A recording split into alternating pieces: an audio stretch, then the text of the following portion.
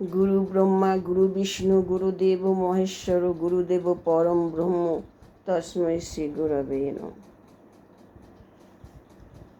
আজ আমি বলবো আমাদের ঠাকুর 12 বছর বয়সে কেন একটা শিশুকে দীক্ষা দিতে বলেছেন।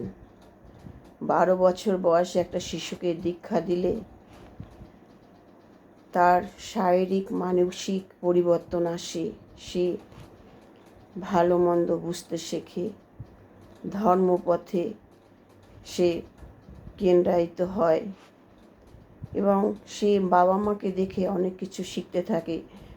গুরুদেবকে সকাল বিকাল প্রার্থনা করা, তাকে প্রণাম করা, এইভাবে আস্তে আস্তে সে সব কিছু তার জীবনটা সুন্দরভাবে গড়ে ওঠে।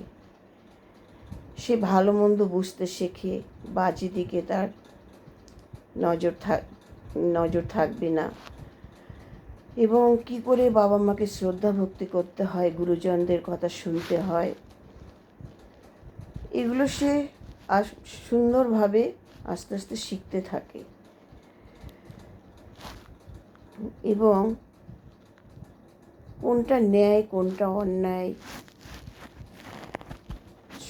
ভালো শিক্ষা সংস্কার পায়।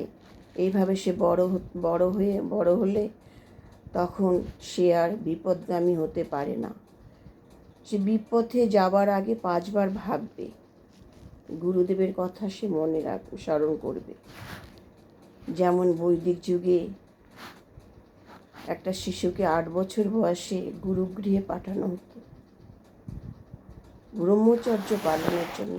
ব্রহ্মচর্য মানে সেখানে গুরুর কাছে সে শিক্ষা নিত, শাস্ত্র জ্ঞান, বিভিন্ন শিক্ষা সংস্কার, শারীরিক শিক্ষা, মানসিক শিক্ষা, সব রকমভাবে তাকে শিক্ষা দেওয়া হতো।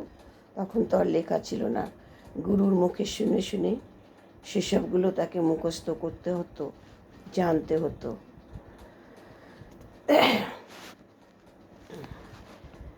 লেখাপড়া শেখানোর সাথে সাথে তাকে বিভিন্ন কাজও শেখানো হতো, যাতে পরবর্তীকালে গার্হস্থ্য জীবনে তার কোনো অসুবিধা না হয়।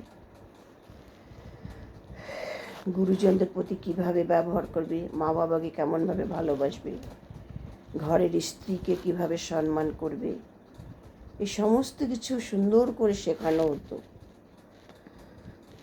এই বৈদিক যুগে এই মানুষের জীবনকে 4টে ভাগে ভাগ করা হয়েছিল: ব্রহ্মচর্য, গার্হস্থ্য, বানপ্রস্থ,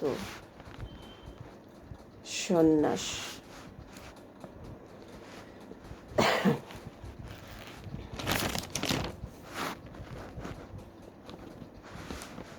এভাবে একটা শিশুকে তারা বড় করে তুলত। তারপরে যখন তাদের ব্রহ্মচর্য জীবন শেষ হতো তখন তাদের বাড়ি পাঠানো হতো গার্হস্থ্য জীবনযাপনের জন্য। ঠাকুর ঠিক সেই কারণেই 12 বছর বয়সে দীক্ষা নেওয়ার কথা বলেছেন একটা শিশুকে, যাতে তার জীবনটা সুন্দরভাবে গড়ে ওঠে, ভবিষ্যৎটা যাতে সুন্দর হয়। আজকাল বর্তমান যুগে যেরকম চলছে, ছেলে মেয়েরা কথা শোনে না, অবাধ্য, বাবা মাকে ভালোবাসে না, বাবা মাকে সম্মান করে না, প্রতিবেশীকে সঙ্গে ভালো ব্যবহার করে না, গুরুজনদের কথা শোনে না। এই সব কারণের জন্যই আমাদের ঠাকুর বলেছেন সে 12 বছর বয়সে যদি একটা শিশুকে দীক্ষা দেওয়া হয় তখন তার সমস্ত শারীরিক মানসিক পরিবর্তন আসে, আস্তে আস্তে সে সুন্দরভাবে তার জীবনটাকে সে গড়ে তুলতে পারে।